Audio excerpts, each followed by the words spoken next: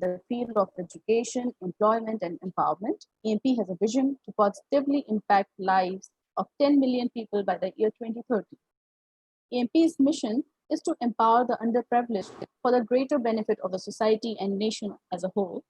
EMP's vision is to be a model community which is advanced in education, socially progressive, culturally vibrant, politically influential, and economically dynamic.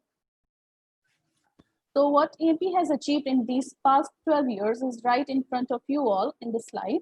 You can just have a quick look at it so that you can understand our achievements, what projects we do, what activities under these projects we conduct. We have school development programs. We have employment assistance cell. We have a project on scholarship and self-employment.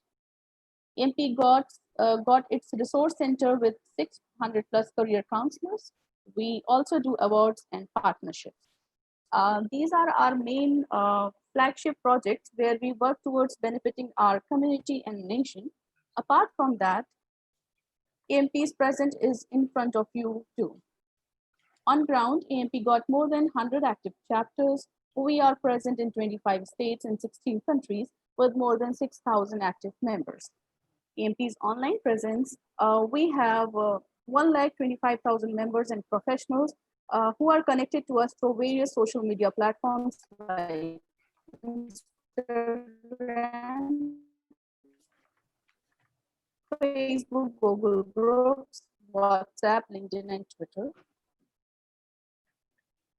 If you wish to join Association of Muslim Professionals, you can just log on to #join EMP, and we will be glad to have you on board with us.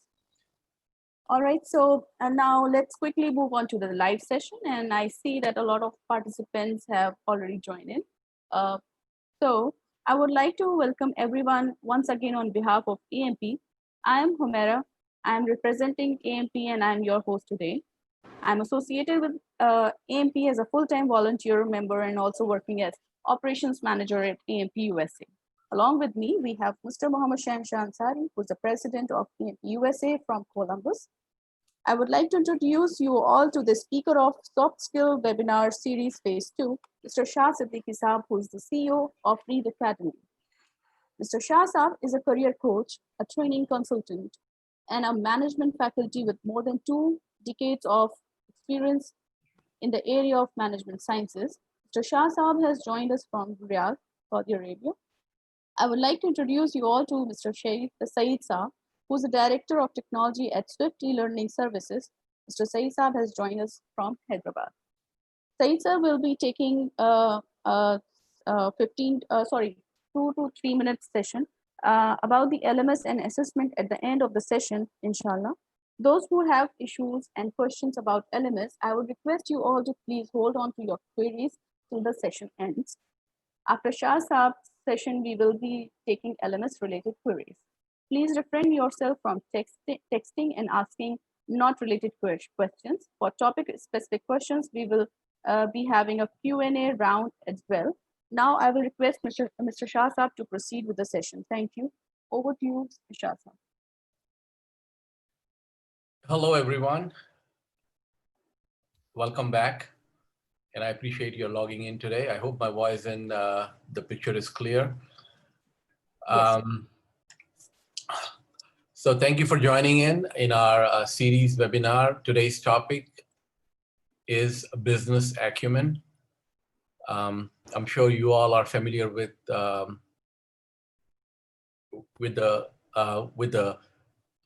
way business acumen works in today's corporate world. But we'll take a look at how and why we have business acumen today in our soft skills series. So we will start out by defining what business acumen is. From what I see and from a perspective, business acumen would be dealing with something relating to the business transactions or operations. But it's very important for us to understand from our approach, the holistic approach, what business acumen actually is, and how does it relate to your skills that you have been acquiring so far in the area of soft skills, and then how the application is related, the way we're moving up with our with our background in soft.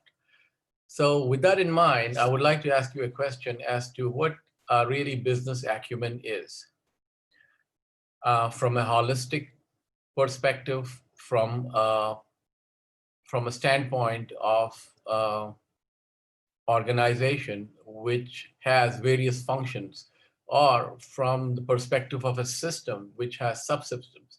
Why is a business acumen important? You may have heard of a sentence that people from a specific industry or from a location, specific location, have business acumen. So what does it really mean is what we will look at and see its applications. So how would we define business acumen from our standpoint, from our systems approach, and from our soft background? Um, well, I'm going to give you a minute to think, or a few seconds, since I don't get a feedback about sort of a pre-assignment as to what business acumen is. If you all are, having your writing journal handy, try to think of something, either jolt or think of something that you can write as to what business acumen would be, and how would you treat yourself as somebody, a professional having business acumen. And then this would be a pre-assignment for you all to think. And by the time we end, and you will have your perspective change. So this is the purpose of a pre-assignment. This pre-assignment worksheet is also available for you on the LMS. All right, so how would one define business acumen? Well, to begin with, let me start out this way. Have you ever heard of a term external CEO? I'm sure you may or you may not have. Some of you may. So external CEO is a relatively new term, and this is what we mean by looking at the arena outside our scope or outside our organizational settings. So I'll give you an example if you're not familiar with external CEO, who is nothing but a consultant, okay, an external outside consultant, which has been in fashion lately. Another example would be Steve Jobs, for example, had excellent business acumen. You can probably relate to, what business acumen actually means now. So with that, we can define business acumen. Well, we can actually define it in a loose fashion as somebody who has an insight to an external market, or who have access to the happenings of an outside external market. So in other words, we're trying to look into an environment which is not internal to your organization. So what entails in the external market is what business acumen would entail. So this is how we would define it to begin with. So it's loosely defined as, somebody who's having access and an insight to an external market. So in other words, we're trying to step out of our soft background, of our area, of our function within an organization, and then try to look at what's going on outside. So that's how business acumen is looked at. If you were to have business acumen, then you would have an understanding of how the world of business works outside your organization. Now we'll build on this as we move on, but this is how you would start out. And then we can look at, compare it with our background in soft skills. As you all can imagine, we have a theme, we have a specific course that we have been taking, trying to journey through the area of the world of soft skills. We started out with the modules that we did in the last phase. And this time we spent some time, considerable amount of time, business writing, communication. And then we did summarize all the soft skills. So we have something in common here when it comes to business acumen as we relate it to the soft skills area. So just like how soft skills are innate in an individual or infused in an individual or inbuilt, same way is business acumen. So if somebody who's able to start out by initiating a project, okay, or starting out as an independent contractor, consultant, and then building for himself eventually an empire, would probably be seen as somebody having business acumen. Now, how does it relate to us? It relates to us by saying that it could be innate, but it's also adaptable. It's also learnable. So these skills relating to the business we need can also be infused in a personality. And that is what we're going to look at as to how we can develop our business acumen. How could we relate ourselves as a professional having business acumen? So this is how I would start out and look at business acumen. Now, this is a survey course, which means that this is, a course where you would be introduced to a lot of new terms that are very important from a business standpoint, and business in the sense from a managerial perspective. And as we journey through the soft skill, we're trying to get to an area where we need to have very, very articulate communication, how we would be able to uh, have interpersonal relationship, and then how we would be able to move up and understand the emotions. So the soft area that we're focusing on is taking you on a ladder, journeying towards the topmost administrative and managerial plateau or a managerial slot. And this has a lot to do with the hard skills, but we're not looking into hard skills right now. We're assuming that you have the hard skills that you needed to get in, but now the point is to move you up to the topmost administrative position. So for that reason, you need to have business acumen. And the best part about business acumen is if you don't have it in you, or if you feel that you lack, you can build on it. How would you build on it is what we would look at today. So I hope the definition and the approach and then the way we are going to treat business acumen is clear. So by survey, I meant you will be introduced to a lot of topics where we're not expecting you to know anything about it, or we're not expecting you to be thorough in it or to know every bit of it. And we are definitely not talking about a level where you would be certified or called a specialist in a particular area. So we would start out with something very simple like understanding the big picture. And what does it comprise of? It comprises of marketing, management, and within that, it comprises of strategy. And within strategy, it talks about different levels. And within levels, it will talk about individuals with various skills. So it's a top-down approach that we would look at to build on business acumen. So with that, we would move on to the slides. And any question that you may have, of course, we will have the time. And this is a survey course. So we have a lot of topics to deal with, but I would just be introducing you to quite a few with some emphasis on some topics. And with that, you will be having these skills in you, but then the journey of acquiring the acumen would continue for the next foreseeable future that you have in the world of business. What I mean to say is you will be building on these different acumens or the different requirements, the skills, in addition to your soft skills, and they would complement each other. I hope the presentation mode is on, and we will start out with our first slide, which is once again the iceberg model. You have been seeing the iceberg model ever since we started talking about soft skills. So the same principle applies here when it comes to business acumen. It's a very important skill that you all need to have. As you move up, as you progress, as you fast track yourself in the world of business, whether you are working for your own organization or you are working for somebody else. What I mean here is whether you are the CEO of your own self or you're trying to be the CEO of the organization you are in, you would need excellent business acumen. So how does the iceberg model relate to business acumen? What it means here is just like how the traits are hidden within an individual, and just like how traits are being explored in your recruitment area or in your delegation area, same way the business acumen is also hidden within you, like in dark spots, hidden areas, something like a blind spot that you have to overcome. Okay, sometimes you have judgmental errors, attitude related issues. So these are all areas where business acumen will take over. So all you have to do is unhide these skills, bring it up, and build on it. So these skills are hidden in you, and that's how you could be progressing in the world of business without formal training.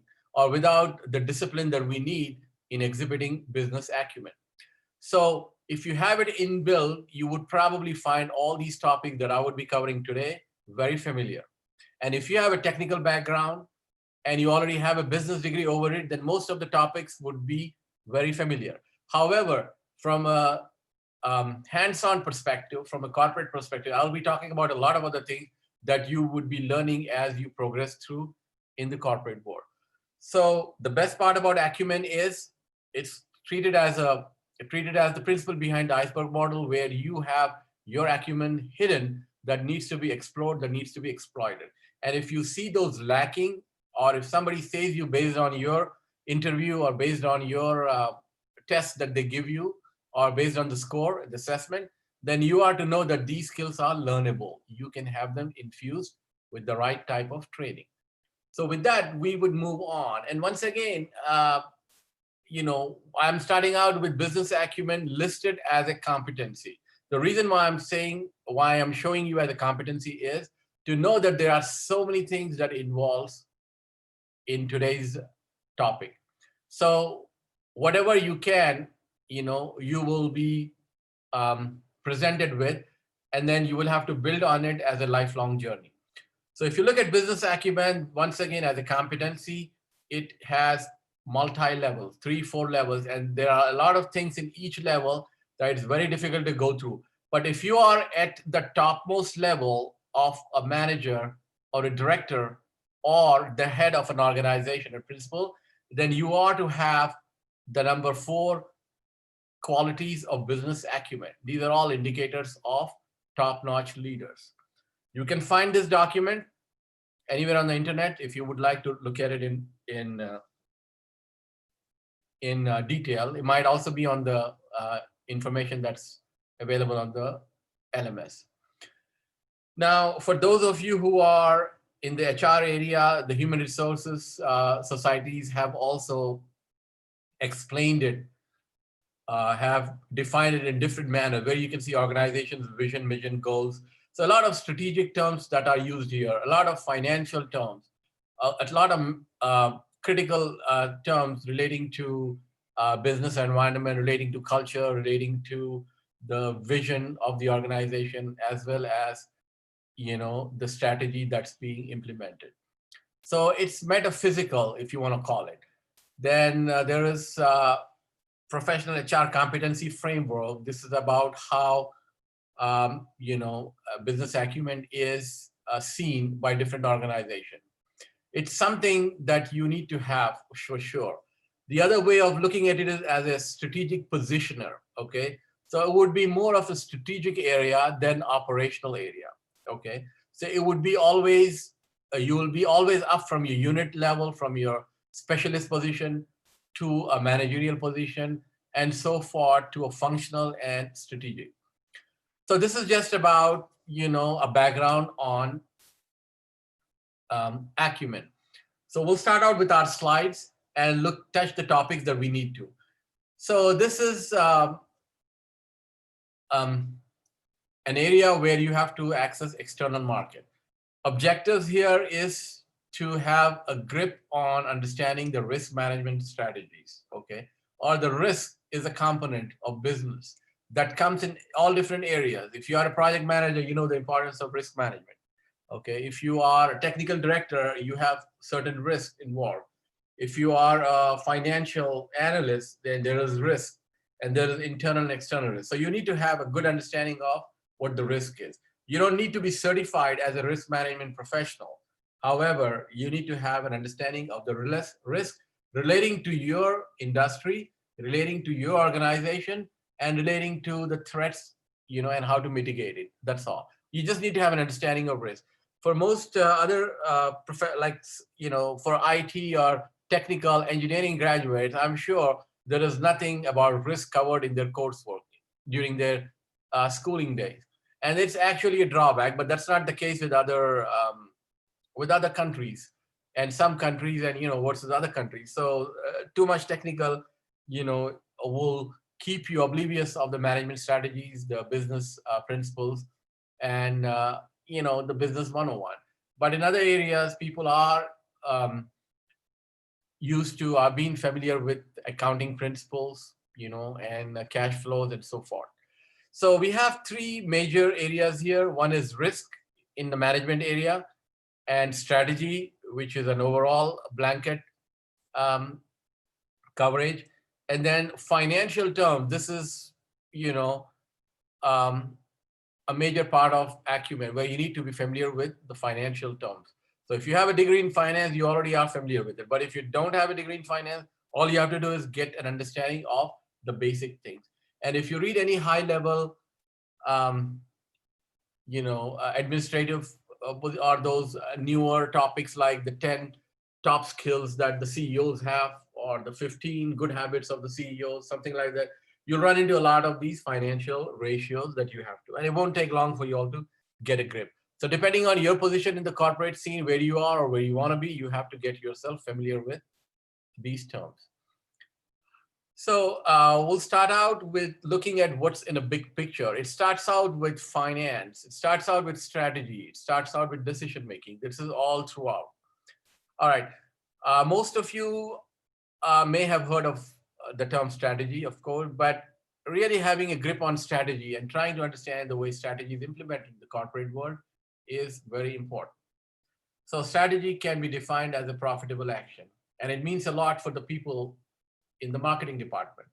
But it also means a lot to somebody in finance.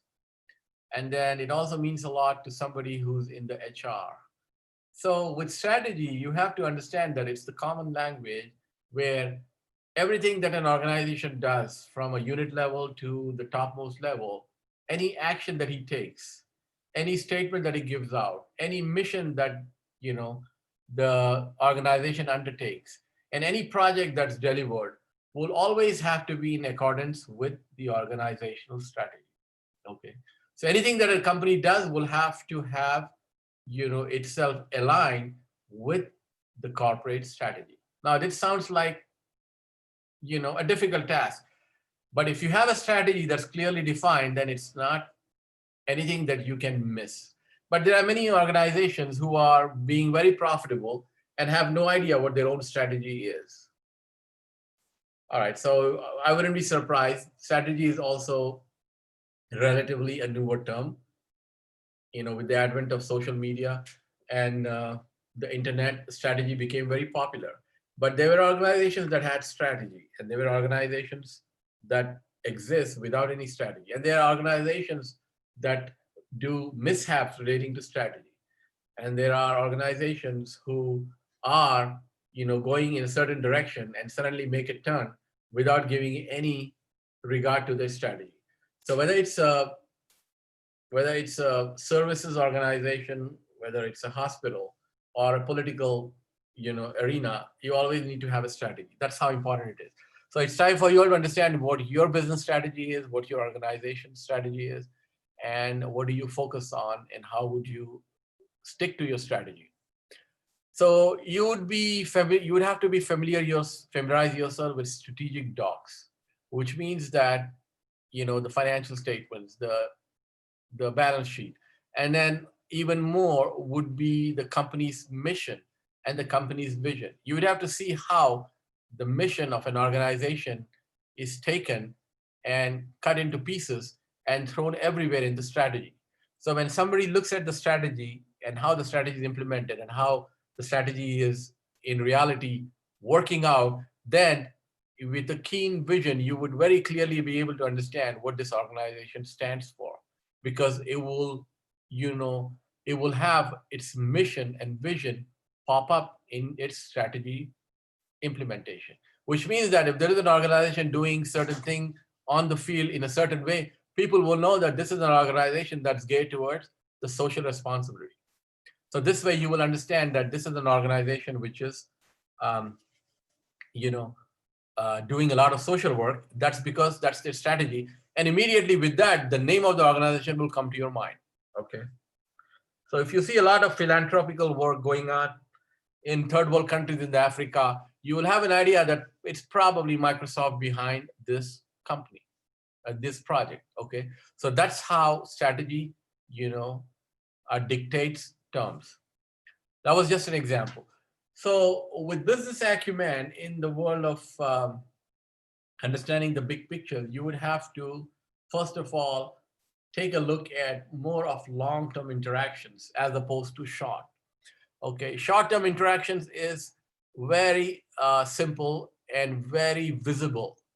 When you treat a customer in such a manner that you make sure that he will never come back to you, right? And you make sure that he's not going to come back to you, you're done with him. Or you had enough business, or you kill him with the first deal, you charge him so much that he's never going to come back to you, then that's a short-term um, action, or that's a short-term interaction. It's building relationship, versus killing relationships. So if you have a strategic vision, if you are with an acumen, then you would not kill the person the first time. Forget the kill. You will treat him so well and actually end up taking a loss in order to build a long-term relationship. But this is the most important thing in the big picture. You have to make sure you have created a long-term relationship. And it might take more than what you can afford to set up a long-term relationship. How does long-term relationship help?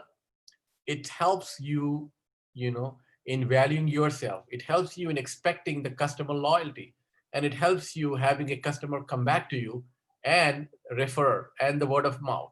So this is the first thing that you would look at when you are trying to access an external market, that you always look at the long-term relationship.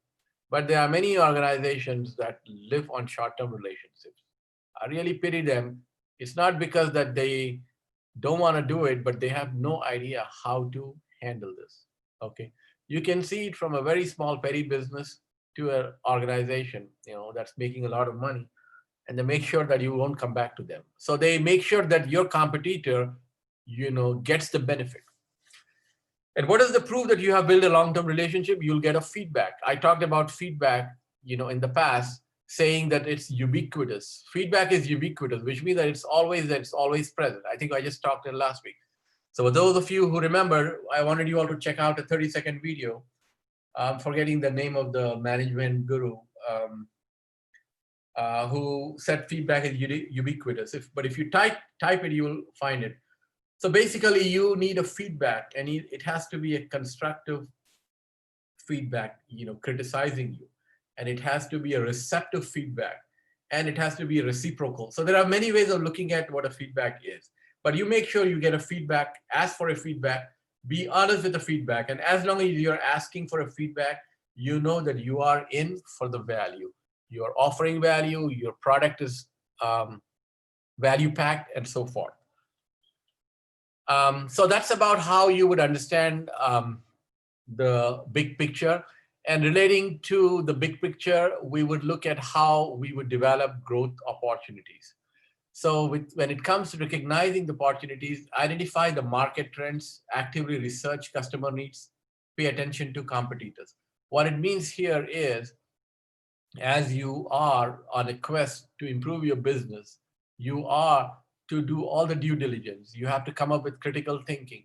You have to come up with evaluating your plans, re-evaluating your plans. All the business tricks that you have to do here in spending time would have to be analyzed, would have to be reanalyzed, and would have to be properly implemented. So this will help you identify the market trends, which are trying to find out what the competition is doing, trying to find out how the product is viewed, trying to find out if there are any threats, trying to find out if there is a similar product that where the price suddenly went down, because this changes the scenario. So basically, how you would treat the customer and how you would pay attention to your competition. There is a saying, if you take care of your customers, the customers will take care of you, or the business will take care of you. So I don't have to say much about customer service, but it is the most important aspect of business acumen, having the right acumen. And it is seldom paid attention. It is seldom that an organization will pay extra, efforts or extra cost, extra time towards the customer. This is the most important thing, and sky is the limit. If the customer asks you something that you have to go out of space to get it, you would have to say yes. This is how important it is. Some very interesting cases in the service industry. If you want to understand what customer satisfaction is, what guaranteed customer satisfaction is, and what money back guarantee is. So in some parts of the world, marketers or the retailer, they don't even know what money back guarantee is. But if you buy a box of candies and you take it home, eat it, and you don't like the taste, take it back to them and saying that I don't like the taste, they will take it back with a full refund. That's the level of customer satisfaction you need to build on to expect the loyalty. I hope the example was clear. It happens, and sometimes it don't happen. But this is what you would have to be geared towards to having the right acumen. Decision making is the most important aspect here. You have to be mindful of decisions. Now, there is a term called split-second decision making. This is based on the autonomy or the autonomous power that you employ within your employees.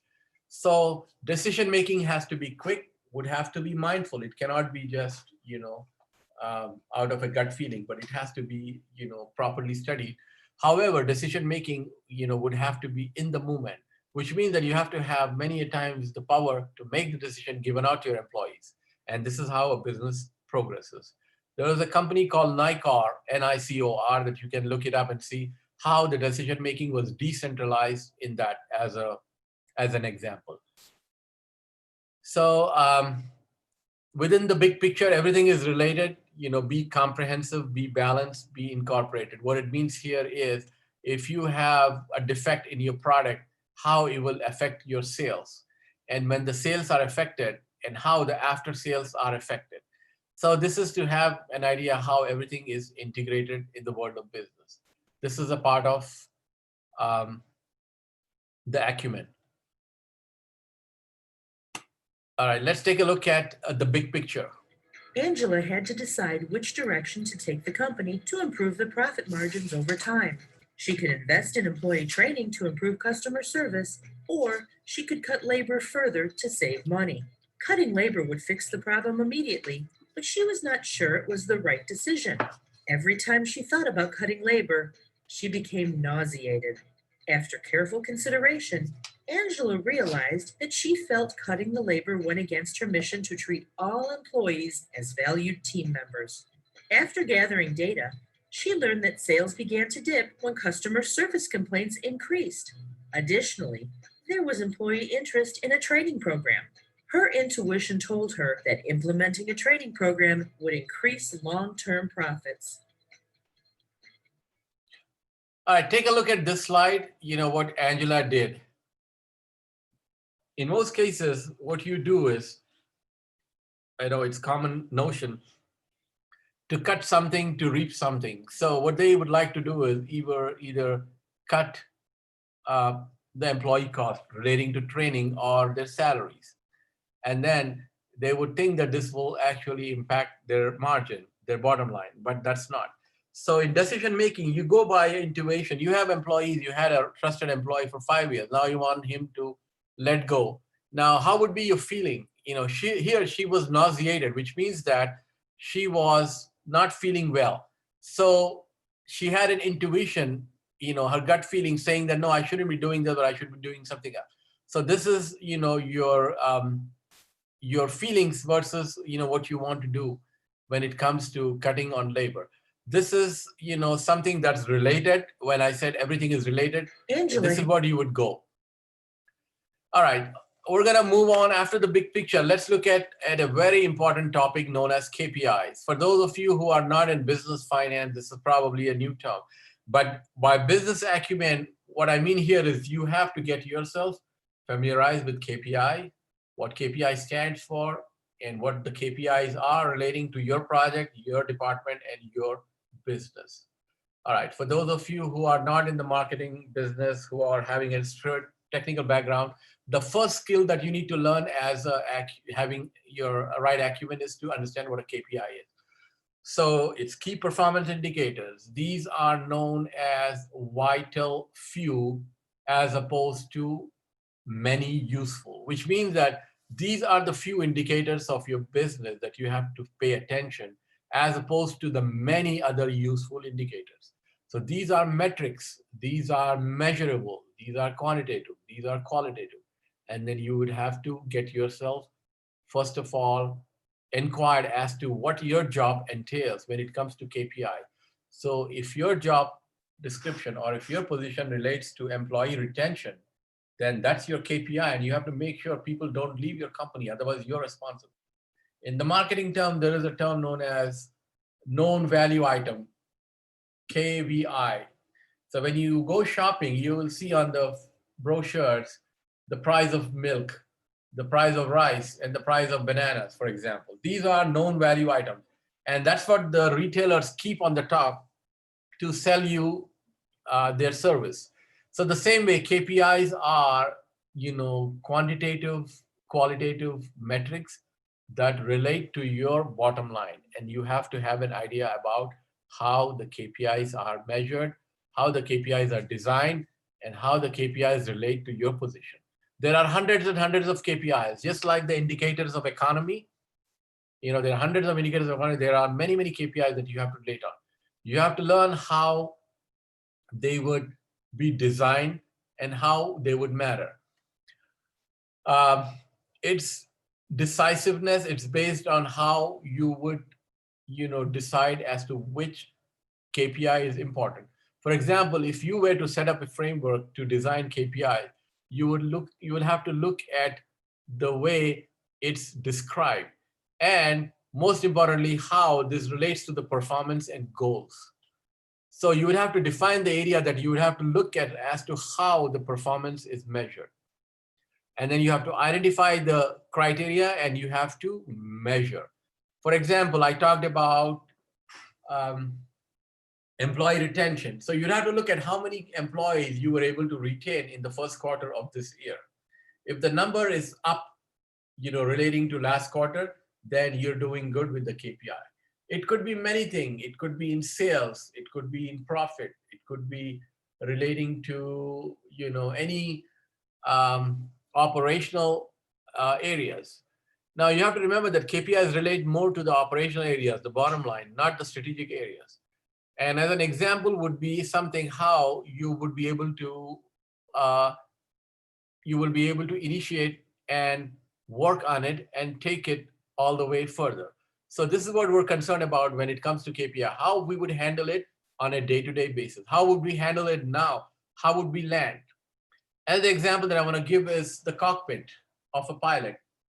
So if you have had a chance to visit the cockpit where the pilots and the co-pilots sit, in front of them, if it's a Boeing 737, you'll see hundreds and hundreds of indicators relating to the system, the machine. And then it would be very impressive to see how they monitor all these 100, indicators, starting from pressure, to everything else. But you have to understand that among those many useful indicators, there are a vital few indicators that the pilot is always focused about, maybe 5, 6, or 10. And that's what keeps the plane going, okay? And that's how you would land. So you have to look at the day-to-day activities when it comes to KPI. And the first way you would design is based on decisiveness. The second is flexible, okay? These are relating to the performance, okay, of an organization or of a specific activity when the goals are met, okay?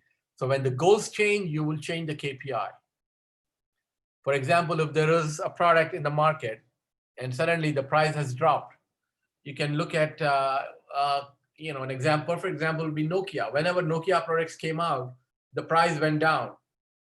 Why? Because they were not selling. There was a competition.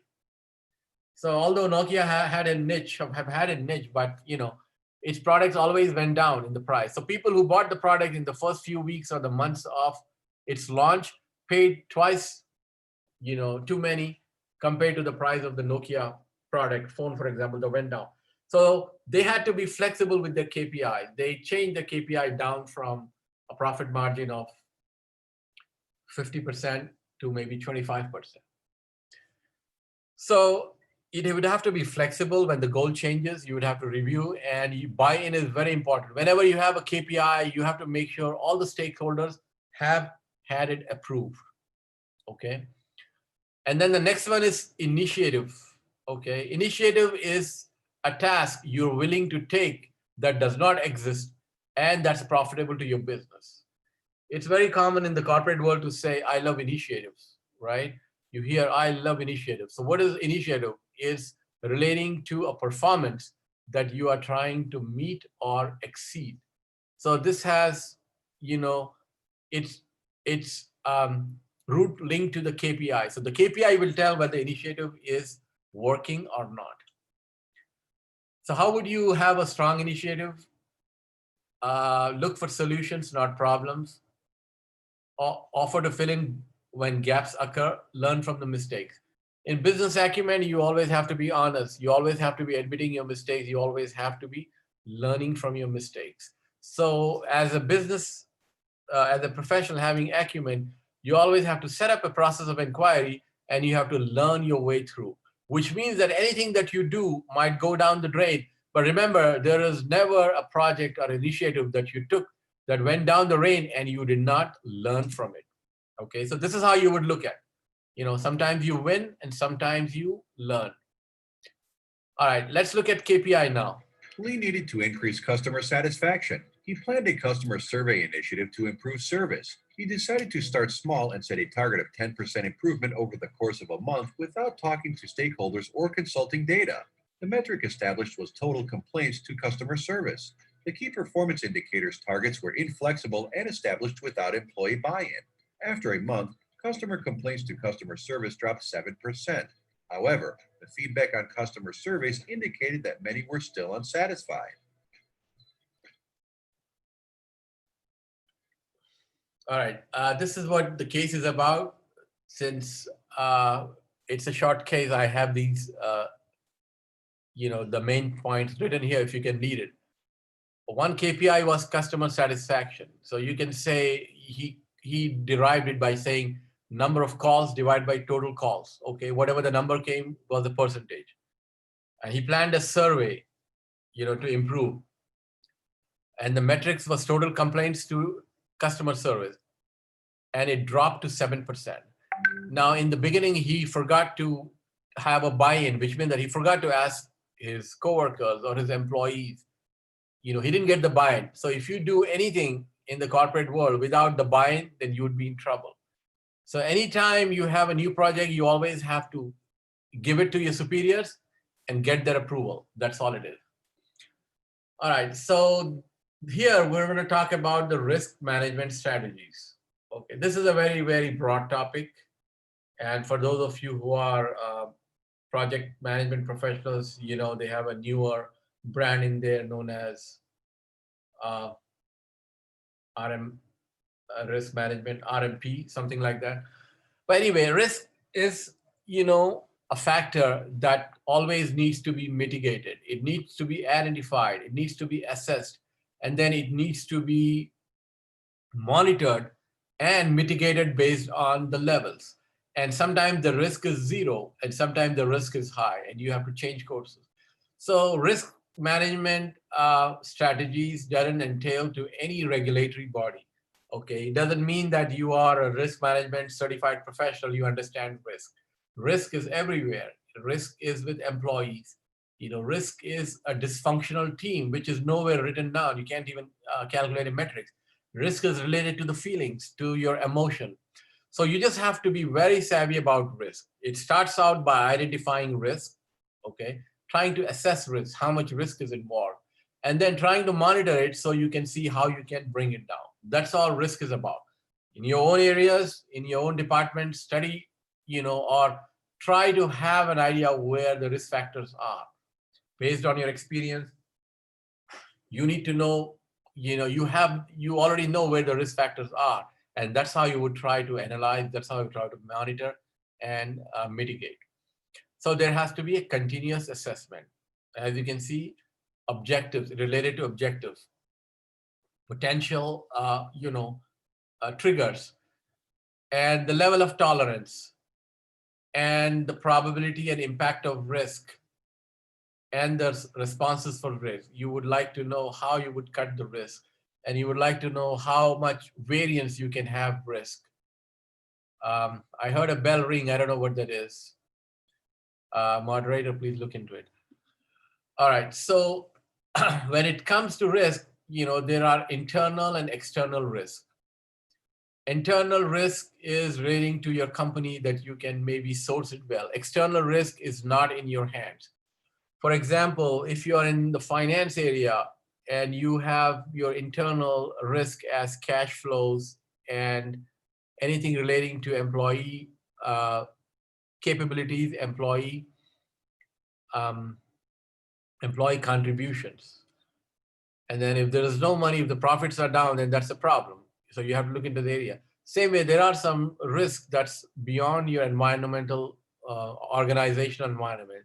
Those are taxes and supplies. For example, taxes, the government raises the taxes and lowers it. So if the taxes are raised, as we can see now, this is the time where this is the era where the taxes have been going up and the income has been going down. So that's an external factor. Another example of an external factor will be the currency rate. If you're dealing with a lot of international products, services, then once the currency rate goes up or down, the exchange rate, then that poses as a strong risk factor. That is external. That was an example. So how would you make adjustments and corrections? As a part of your risk strategy, you would always have to be very, very, flexible and very, very sensitive about making adjustments and corrections. So if there is a threat in the outside environment where, for example, your competitor did something, how would you manage it? You would have to adjust your price. You would have to increase the price. You would have to manage the risk. An example would be Burger King and McDonald's. They always play around, with their goals and with their objectives relating to correction. So when McDonald's lowers the price to its Big Mac to 99 cents, for example, so does Burger King right away. Or if there is an adjustment on the price with the fish fillet, it would immediately be impacted and taken care of by the other. So there's competition. In the free capitalistic world, there is competition, and it's a free world based on supply and demand. So this is how you would monitor constantly and then come up with your strategy, whether you would be willing to take the risk or not. That was an example of monitoring. Knowing when to pull the trigger. Okay, what this means is when a strategy is working, you would want to go on investing your time and efforts. When a strategy is not ineffective, you would put the plug. So you have to allocate resources based on how the indicators are working, and at the same way, you would have to take the risk of rolling in a project if it's worth it. So based on your customer survey, if you think that this is something the customers want, this is a new product that the customer would want in this specific area, in this specific crisis, then it would be worth taking the risk. That's what it means when we say it's worth taking the risk. Kay created a financial risk strategy for her young company. Her objective was to increase profits, and she examined the cash flow and liquidity of the organization in her assessment. She created a strategy based solely on this information, but after careful monitoring, she realized that the strategy was unsuccessful. The interest rate changed, and her actions had not compensated for the difference. She chose to make adjustments using the external and internal factors to guide her assessment. After 3 months, her strategy began to pay off. All right, strategy and risk go hand in hand. And this is where you really have to build your skills, trying to understand strategy and risk factor. You don't want to be too risk averse if your strategy is not. And you don't want to be too risk friendly if your strategy is on the other side. So build on your skills with a very, very strong understanding of the strategy. It's a major topic, okay? And there are experts who understand strategy, but you just have to, know it measures with risk. So that was how you would monitor external, internal factors. You can't just improve the profits. All right, the next aspect in business acumen is what we have been doing all throughout, what I have been stressing, recognizing learning events. It's not like reading or taking up, learning or being on a lifelong journey to learn, but it's actually recognizing the events. So in this manner, you guys have the acumen that's needed because you are today with me, you have recognized this learning event encounter and you have grabbed it by signing up and you are there with me today. So I'm going to have to say that you all have the acumen that's needed in this aspect of getting on the learning event. Learning is the best part of business, setup.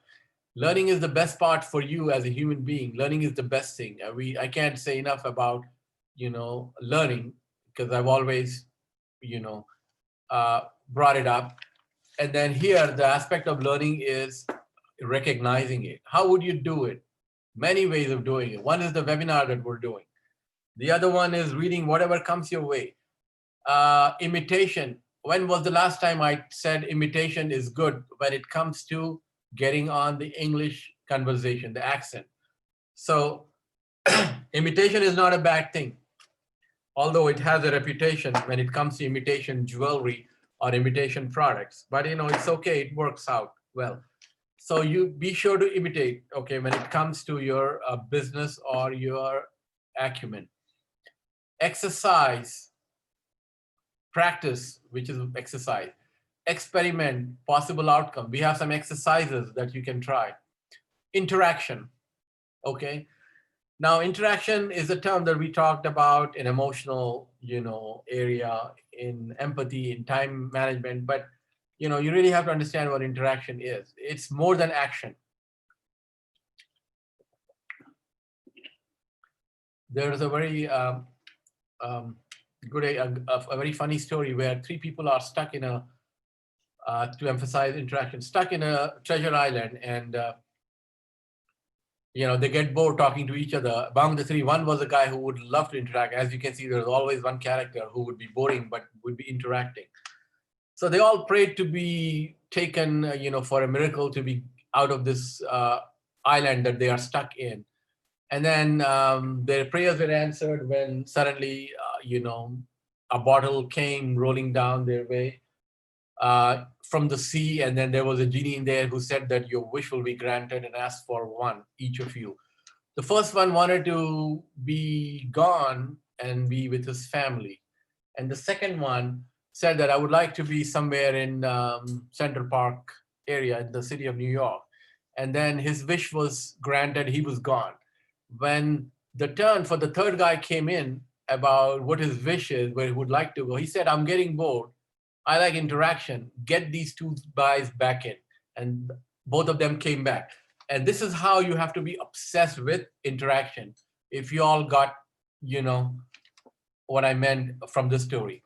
So interaction is of value, okay? You would have to learn how to interact.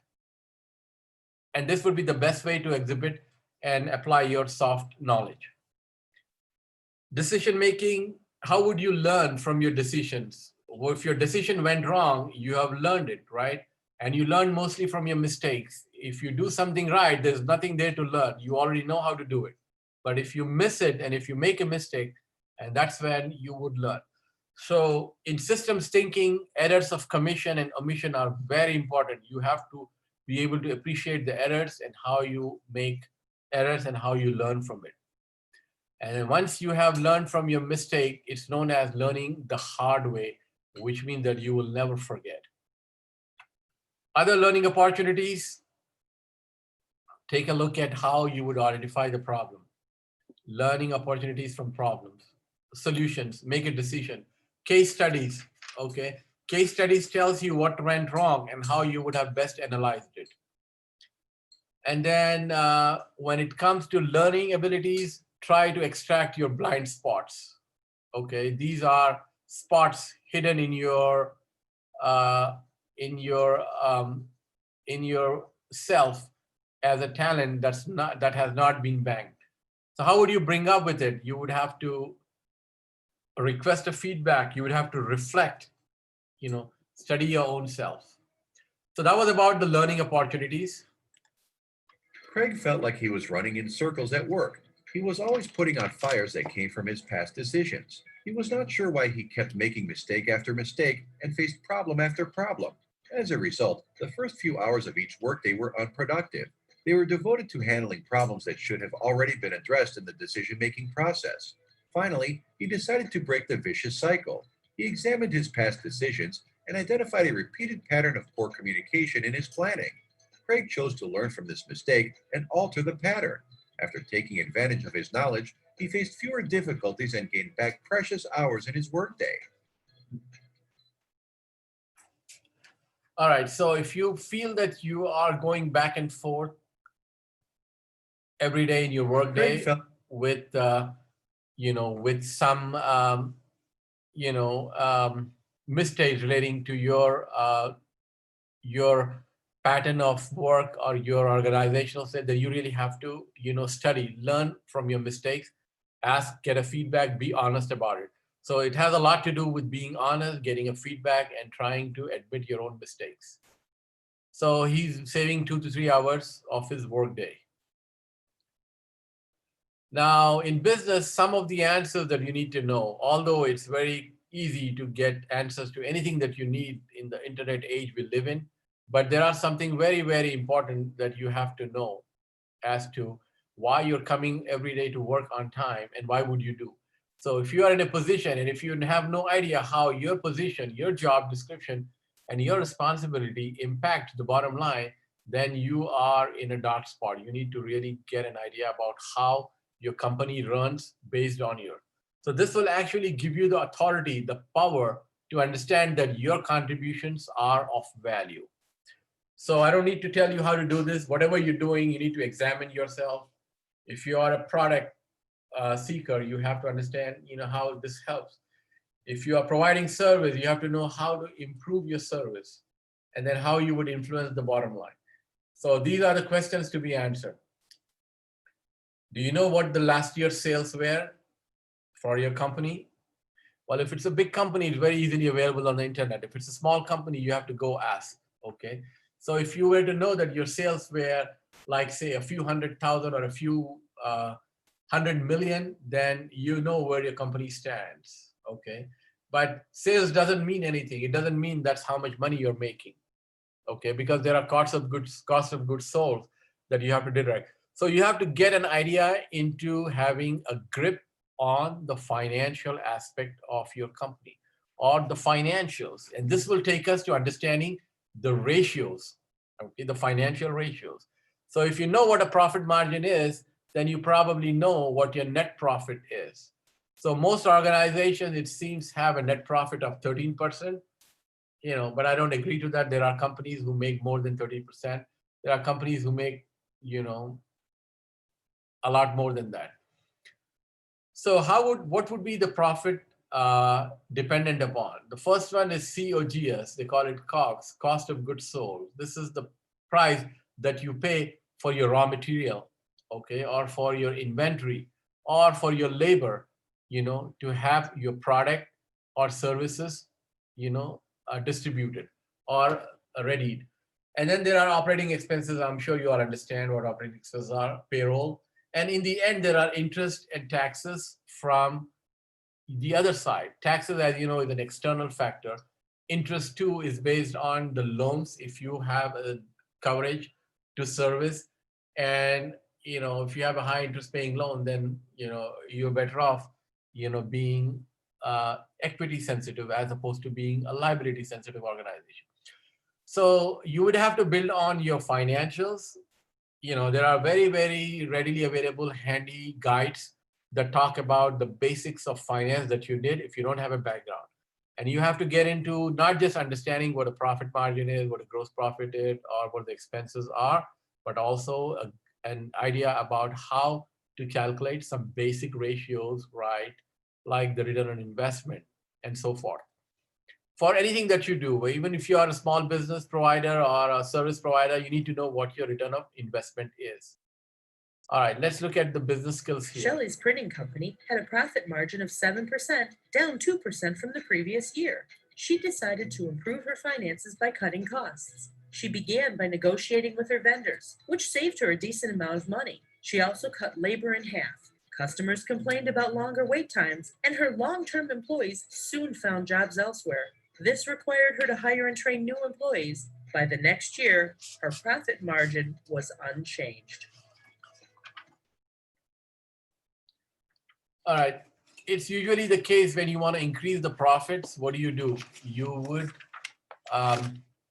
cut cost, okay, but that would impact. So you really have to look at the big picture, how your trusted employees were let go and you had to hire new people. And then you had to, train them, spending more money. So there was no change in the bottom line. Now, as a general rule, always remember that whatever service you have going on, whatever provider you have, distributor, or the technical consultant that you have, don't change them, because when you change with an intent to cut your costs, chances are there would not be any change, because you would be spending more time and efforts getting a new person on board, although he might be cheaper, but it would work out to be more expensive in the long run. So whenever there is a change in service or the service provider, you have to remember this basic rule. All right, so you have to be a literate in financial. With those simple questions answered, you have to move up. Those are not enough. Unfortunately, you need to build on more in any area of business you are in.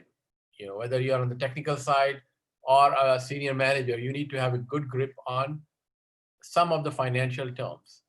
The first one is asset. Of course, you know what assets are, but there's a little bit of in-depth work that you need to get into assets. So it could be anything of value. Okay, it's something creates a profit. Use cash to invest in other assets, but the other assets that's not written down on your books, your financial statements, or your balance sheet is the other soft assets, which are like the knowledge and skills, okay, and your employees, who are known as a human capital these days. It's the best asset that you have. So you have to have a good understanding about the financial assets, which are liquid, which are not liquid, which are adding value by increasing the profits, and which are only increasing the production. So some assets work towards productivity, and some assets work towards investments and value in the profit. So some ratio that you need to learn on is ROA, return on assets. Inventory, this is a big area. The leader in inventory management is Dell Computers, okay? So if I were to ask you if you need to have a big inventory or a small inventory, chances are you would say I would need a big inventory. No, that's a big cost, inventory holding cost. So Dell became a world leader in computer making, not manufacturing, because people think that Dell is a computer manufacturer. No, he's nothing, he's nobody. But he's an expert in inventory management when it comes to, dealing with computers. And he was in big trouble during 9/11, 2001, when, the flights and then everything was shut down. And he had to incur a lot of cost, because everything that he did was on a very smart inventory management system, and the goods used to be transported, on the click of an order. Anyway, for those of you interested in understanding inventory, Dell would be the case study. And then the revenue, this year's revenues, last year's revenue. This is gross revenue. So get everything that you can on the financial side. What are liabilities? Money that's owed. Is that good to have? No, it's not. So this is the money owed. This is the money that you're paying. That is the money you have borrowed. And this is the money that you have mortgaged. This is the amount that you have mortgaged. So it talks about the financial health. The higher the liabilities, the bad your health. And it could be short term that could be paid off, or a 30-year, liability. And then having low liabilities will give you an equity, which is the best part of your business. I hope you all understand what equity is. This is the lifeblood of any organization. This is how organizations, express themselves, okay? And then when you invest in an equity stock, as you call it, you're buying a stock in an equity company, it means that they are equity sensitive, which means that they have given out a lot of shareholder value. They have issued stocks to increase the equity, okay? They haven't issued bonds, because bonds will increase their debt, because bond is an instrument that needs to be paid off. But equity is like an ownership where you don't need to pay it off as long as, you want. So these are the terms that you have to familiarize yourself. Let's look at this.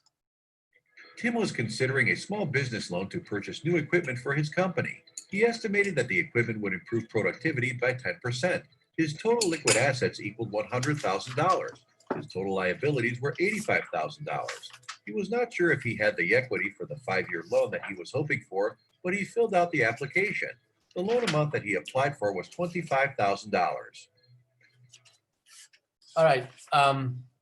There is a term called loan to value. When you need to get a loan, they look at how much your loan is to the value. So if you're getting a loan on your equipment, you have to make sure that you have certain equity, which means that you are putting in your own money. Just like you buy a house, you put in 25%, 30%. So that's your equity in the house from day one. But there are projects that are offering you loans at 5%, 10% too. In the United States, if you want to open an airliner, it's very easy to do it. All you have to do is put down 10, 20%. And that's how companies get bankrupt. Okay, it's the way you look at it. It's how you play the sensitivity aspect of the financials, how you can play around with it and get yourself moving. But then the risk factor would be very high when your company is liability sensitive. Some additional terms is you have to familiarize yourself with income statement. This is known as a motion picture as opposed to a balance sheet. It talks about a lot of things, you know, what your net profit is based on your revenues and your cost. You get your gross profit and you subtract from the gross profit your expenses, and that gets your net income after taxes. And then if you are a public company, you issue EPS, okay, per share, and then earnings per share will decide, you know, what each individual shareholder is getting. So this is on the corporate equity side. The next document that you would have to be able to read, very important, is balance sheet. Absolutely. That talks about the whole picture. It is known as a snapshot at one certain point. At any point in time, your balance sheet talks about what the company's financial health is. So it's about current assets and total assets. Anything that's liquid can be liquefied within a year, you know, will be included in current assets. Then you have short-term liabilities and long-term liabilities that comprises to be total liabilities. And what's left is the shareholders' equity.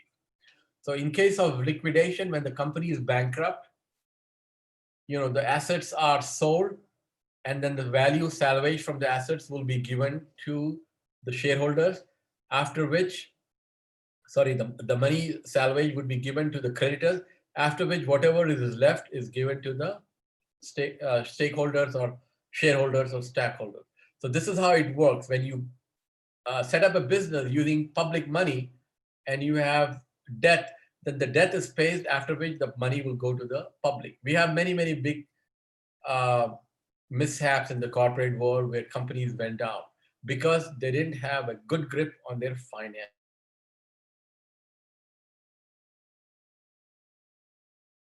And then Satyam Computers back then, you know, it was basically these finances that you have to remember, in addition to their unethical practices. Then there's a cash flow statement. It talks about how the cash is generated and how you would use the cash. Then there is projections. I don't have it here. Then there is cash flow projection, where you project the future cash flows for presenting. These are theoretical based on actuals. Read and the forces with you. I don't have to say what do you need to read. Read periodicals, trade publications, blogs. This is more than your text that you have studied in the past. So anything that you read in the newspaper is current. Anything that you read in professional magazines and trade pubs. And I gave you some examples. Start with the Wall Street Journal. It's the best, you know, read that you can in business. And it has sections: finance, business marketing, social economy, and, you know, other areas too. And then Harvard Business Review specifically for business cases. Bree prepared her balance sheet at the end of the quarter. Looking at current information, she had $10,000 in equity. She considered the equity healthy, but she did not compare it to previous statements. The following quarter, her accountant prepared a balance sheet statement that included balance sheets from the previous 2 quarters. Bree realized that her equity had been falling. It was currently $8,500. All right, this is about understanding your balance sheet and how it impacts. There are a lot of terms in there, depreciation factor. So for those of you who don't have a business major, it's very important that you all understand some of these things. All right, business acumen in management. This is a very broad topic again, but you have to understand what management is. Management is best defined as the art of getting things done. You do have to understand it's not doing it, but getting things done. This is the art of getting things done. So how would you get things done? You would have to have the right people, the right resource, the right human capital. So how would you, the first question, the way we would do it is through talent management. What is talent management? It is about not just managing your talent, but by investing in them, by empowering them, and by making them unique talent so that they have, a cross-functional and a top-notch knowledge-based resource. So this is about how you would manage talent as a manager. This is more than HR, because the HR will recruit the capital for you, and then how you take it is your management. So you'd have to really empower them. You have to really empower them, and you have to really invest in them to manage. These are the top qualities of managers, especially the top organizations. They make sure that you have talent management taken care of.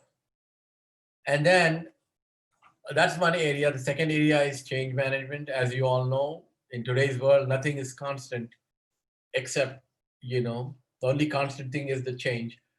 So you would have to be prepared for the change. Many organizations who started out with typewriters have been, totally technology friendly and, high tech. Why? Because they embrace change. Okay. Very senior managers who started out back then when there was no internet are, tech savvy, internet savvy, because they managed to adapt. So the same way you would, be willing to bring in technology and then adopt it and implement it. So there are facilities, there are vendors, there are, agents, change agents that will help you do it. But as long as you can understand, change management, and it's important, you have the needed acumen. Asset management is also a very specialized area, especially in the banking side, where the managers manage assets belonging to other companies, other corporations. So it's a very specialized field. In a business context, you have to make sure that you are managing your assets in a profitable manner. So you have to identify the assets and develop a plan. If you are an organization which is based on assets, and then if your profitability is based on assets, then you have to make sure you have allocated resources in such a way that the occupancy of your asset is optimal, which means that they have to be 100% occupied or busy or utilized. So that's about asset management. The next general topic is organizational management. This is nothing but who reports to who. Okay, this is structured from top down, and then it's very complicated. If you have the ERP application, you can check out the entire organizational hierarchy structure, organizational structure for your company as to who reports to who. So this gives you an idea how you are aligned, how you are linked in, and how you are structured. So organizational management is also an area of business that you have to pay attention and learn.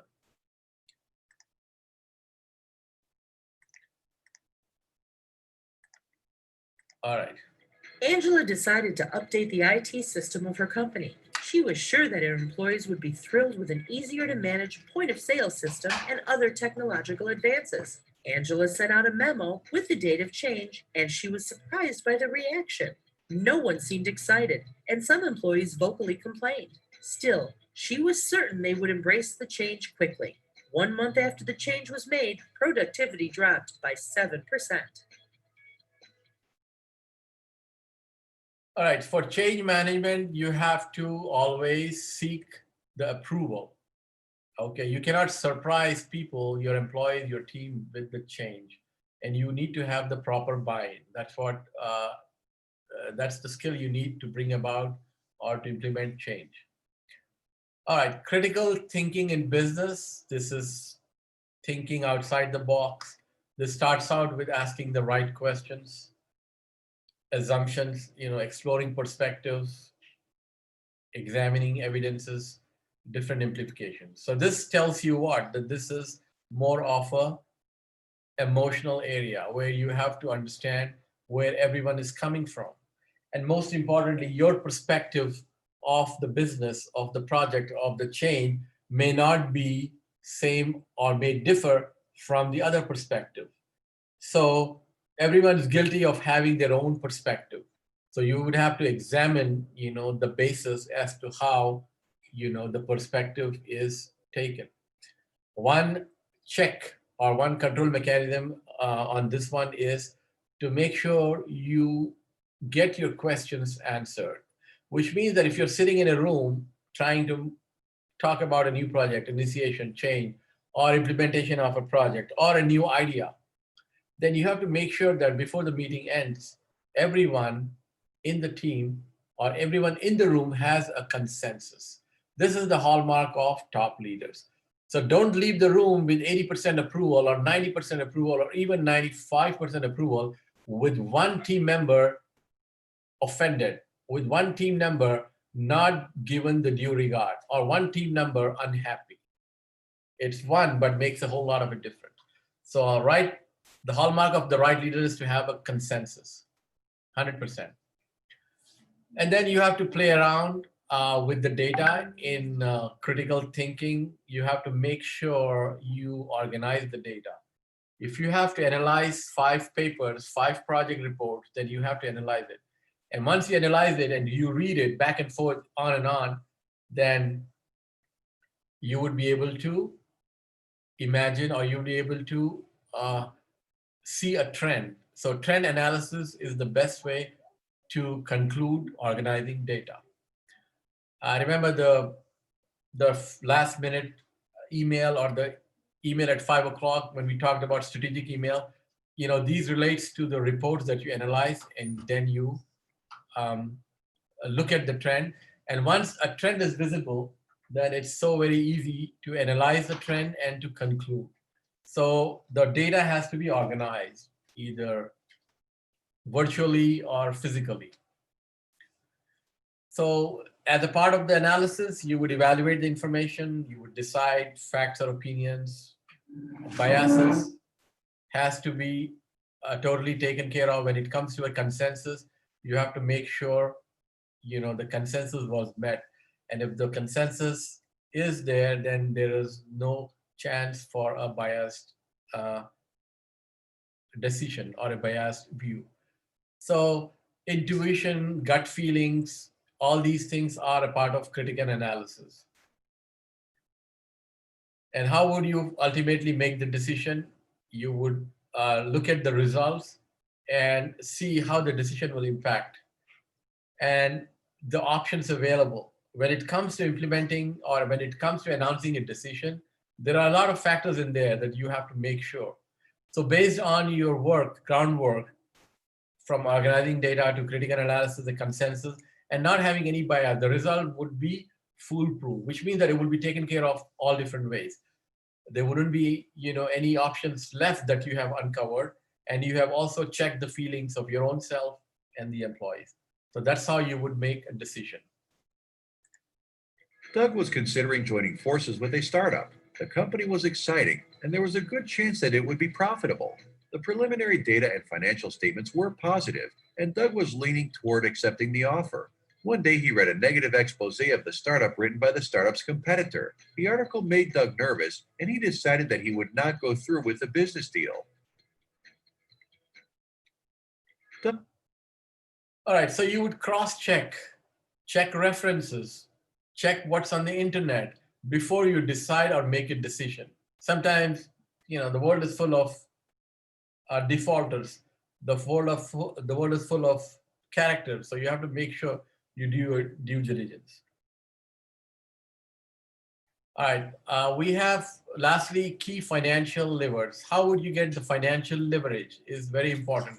How would you be able to gain, an upper hand? How would you be able to, analyze optimal incomes with minimal investments or with mitigating risk, with a considerable focus. So these are what the financial leverages are. How would you gain leverage? So the first and foremost is investing in people. Okay, a lot of people ask a question as to why we would invest in people. What if we invest in them and they leave us? Okay, that's not how an organization would look at, because we have two areas when it comes to investing in people. One is your own employees, and the other one is your customers, which is your product, relating to your product and services. One way to analyze how investing in people would make sense is to to familiarize yourself with the term opportunity cost. I'm sure you all are familiar with opportunity cost. So it's a cost, it's a monetary cost, but it also includes the cost of the value. Okay, so say you are to invest in your employees because the sales are going down. So what is the opportunity cost of not investing in your employees, not providing them the training? So opportunity cost can be defined as the cost of the next best alternative. So if you were not to do this, what would be the cost? So you would compare it. So if the sales are dipping, then you will see how much it would cost for my employees to get a sales training. And then you would compare this with the cost of not spending the money on the employees training, which means that the loss. So sometimes the losses could be huge. So you want to make sure that you have taken care of the opportunity cost. Anytime you invest in people, or anytime you have an area where you can take a leverage, look at the opportunity cost. It's a little confusing topic because it comes in economics. It's basically a macroeconomic issue, but it's very important to understand because that is a price that you would pay. I'll give you an example. Bill Gates, we started with Steve Jobs, so let's end with Bill Gates. What would have been his opportunity cost if he had continued with college and gotten a degree and maybe a good job? It would have been huge, right? So his next best alternate solution was, to not quit school, not drop out of college, but continue and not start Microsoft. So his opportunity cost would have been huge. I don't have to say much. So basically, we continue our acumen with communication. You all have an idea what communication is. We spend so much time on it. And in here, but remember, truthful communication. Okay, so forget the body language and forget the listening skills, but try to have an honest, clear, and friendly communication. This is business acumen aspect of communication. Processes, of course, you all understand the processes, the importance of processes in business. They are, the basis for any encounter in business, any transaction that shapes into a project and that's being delivered. So make sure that you analyze the process, you evaluate it, and you look at the right processes, and then how the processes come up with the profits. And lastly, you have to make sure that your business goals are met. So with everything that we have been talking on, from the ratios to the strategy to the, big picture, never would you disregard about your business goals. Okay, so without having any disregard for the business goals, you would be doing it because that's the purpose you are. That's the purpose you exist. So it's like your strategy. It's like your financials. It's like your communication. It's like your opportunity cost. Everything is in shape as long as you are not disregarding your business goals. The board of directors of Market Chain approved a plan to decrease labor spending and cut back on customer rewards to increase profit and liquidity. The company initially saved $5 million. After 6 months, however, turnover increased and sales began to fall. Turnover cost the company $3 million, and the estimated sales loss was also $3 million. The results of the information caused the board to reconsider their decision. All right, that's one example of how you can leverage your employees. Turnover could cost you in millions, okay? So it's not good to have a high turnover. They saved 5 million, but in 6 months, they lost 3 million. So that's how turnover could be. This is a good example of how important employee is, how an employee should be treated as a human capital, okay? And the best source of competitive advantage.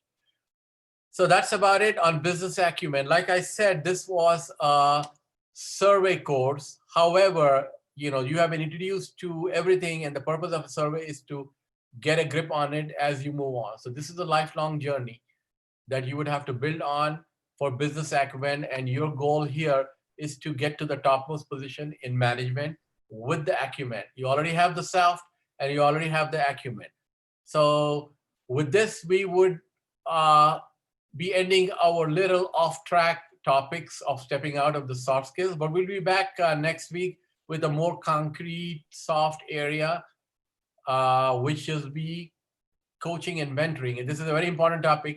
And as you can tell from the title that you have moved up from analysis position or from a technical position to a managerial position. You already have the skills, okay, and you have learned business acumen, and we'll try to move further up by learning from coaching and teaching from coaching. Like, in other words, delegating from coaching and having a coach yourself. So why would you want to have a coach, and how could you be a coach is what we would learn in our modules starting next week, coaching and mentoring. So that's about it. We're done on time, but we can extend it another few minutes for the questions that you maybe have. Over to you, moderator, for the question. Thank you. Thank you, Shah Saab, for today's session. It is such a pleasure to listen to you. We will start Q&A round now. So the first question is from Dr. Muhammad Khurshid Akhtar. The question is, for a startup company's entrepreneur, how he will experience business acumen skill before starting his business. Well, if you are an entrepreneur, you're starting your own business, you already have your skills. One skill that you have is the way you have calculated risk in starting a new project. So the business will teach you. The topics that I have, you would try to work on it, build on it. And then as an entrepreneur, the best way to acquire acumen is to learn as you go, on-job training, which means that as you encounter a situation, a problem, a challenge, a hurdle, you would learn your way through. So this is how business entrepreneurs in general learn. And I started out with Steve Jobs saying that he had the best acumen. Where did he learn? Nowhere. He learned it on his way. So if you are an entrepreneur, you're starting your own project, you already have the acumen. Rest is assured. Next. Thank you. So the next question is from Sahir Pizzadeh. By considering present scenario, which type of business needed to be started in Indian villages? Repeat that. Present scenario, which type of business need to be started in Indian villages? Well, you have to have, yes, a product if you want to start a business, or a service. So depending on what your service is, you would go, but never, underestimate anything. Rural areas or urban areas, there's always scope. But, what you need to be having in yourself is the honesty, the hard work, the efforts, and, our holistic approach of sustainable development. So you would have to choose the business, and it has to be a social project where you can help the people, the impoverished, the underprivileged, the underprivileged, and whoever needs help. And that's the definition of fulfilling a sustainable goal. Next. All right. So the next question is from Mr. Aftab Alam. How to build long-term business relationship? Two things, pricing and service. Keep your pricing straight, honest, and give the best service. So it's pricing and service. Okay. So the next question is from Gyaneshwari. Can you please tell that how to promote our business fastly? Okay. There's no magic answer to that rule, but same answer, service and pricing. These are the two things. The reason why I'm saying it so easily is because pricing relates to low cost strategy and service relates to a highly differentiated strategy. So these are the two things that will get you ahead. Low price, good service, high service. Okay, that's as simple as that. Next. The next question is how to become an entrepreneur with low investment and make more profit. Well, when you're an entrepreneur, you don't look at the profit. Okay. So you start out with zero profit and you will achieve as an entrepreneur. Don't worry about the low investment is fine, but forget the profit for now. Next. All right. So the next question is from Tabassum Dharijawala. Assalamu alaikum. As you said, few things and skills have to be learned by by ourselves. But as a company asks for certification, then how a beginner should deal with it? Well, if you're applying for a job that is asking you for a certification, then you are better off having a certification before you apply because somebody else would. The other way would be to convince them that I will get it on job. Okay. All right. So I guess we have few students also in our session. So they are asking how to start a business as a student and continue study and start a business as well. Well, you have to have the idea of what you like. You have to think of a product or service and then start working on it. There is no rule as such that you have to be, not be a student, or finish up your studies before starting a business. The best examples are in front of us where you can start. So now is the time to start a business and then try to be unique and focus on the basic, basic rules that we have where you would give service and keep the right price. Okay, next. All right.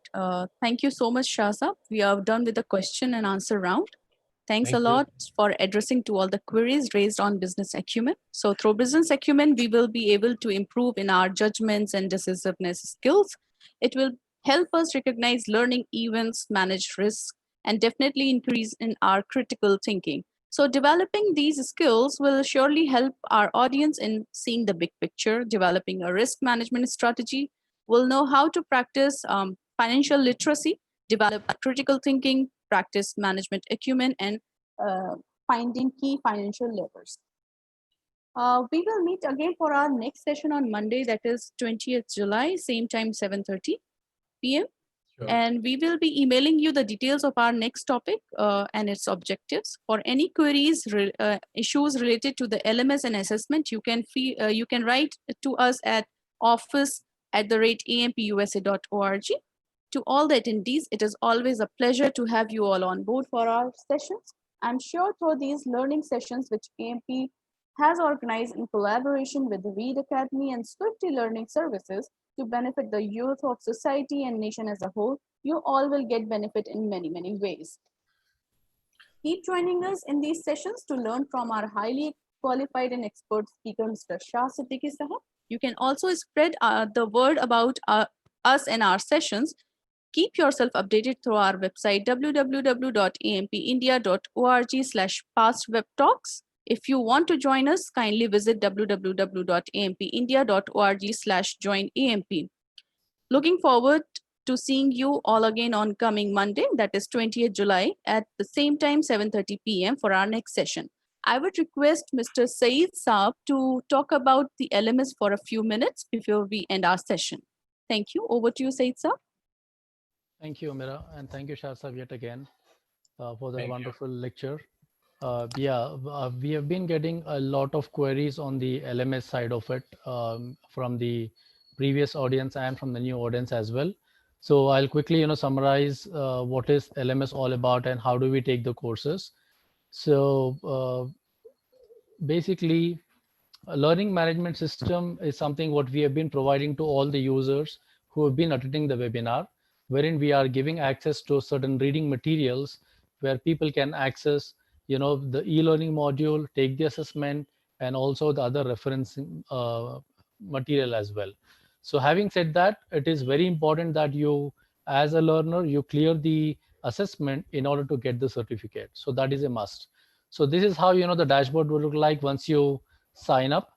Okay, and these are the 4 courses that have been enabled. Every week, we upload one course, and that course is accessible only for 1 week. So after that, the course disappears, but the assessment is still there. So this week we have uploaded a new course called as Business Acumen. As you can see here, that would be the first course here for you. And when you click on continue, so when you click on continue, okay, so the e-learning module and also the entire course library comes up. So one query what I'm actually getting is, how do we access the course? How do we access the course? Okay, in the dashboard, you will find the name of the course. And the previous courses you cannot access right now because they have been disabled, because as I mentioned, it's only 1 week that we are keeping it open. Assessments are open. So kindly take the assessments, and 80% is the mandatory marks for you in order to, get a certificate. You can check your assessment, directly from analytical reports, and then you will get access to your reports as well. And you can see, okay, how you've been performing, in your LMS. One thing what I would like to emphasize is that even if you've completed the course, you can take the course n number of times. Okay, so having said that, you would always get an option here, incomplete. So don't worry about that. As long as you take the assessment and you pass, that is more than enough for you in order to get a certificate. So please don't worry about that. Now, this business acumen course, we have introduced, the introduction here, and then there is an e-learning module. So that e-learning module is pretty much, what Shah has in fact just, shown to us. And then there are few reference sheets from where, you can, refer to certain other material as well. And then there's a recommended reading list. Assessment is pending. The assessment for business acumen will be uploaded as early as tomorrow. So that is one thing that is pending from our end, that we will be doing it. Otherwise, apart from that, all the other courses, please feel free to sign up, log in, and then take the assessment. This is it, and we'll meet next week, inshallah. Over to you, Mira. Thank you, Said Sam. Thank you for this information. I will repeat in case you have any queries or you face any issue regarding the LMS and the assessments. Please feel free to write us at office@ampusa.org. I'm Humaira Kabir signing off now. Take care, stay home, stay safe. Keep learning and keep coming to our sessions. Thank you. Good evening. Goodbye for now.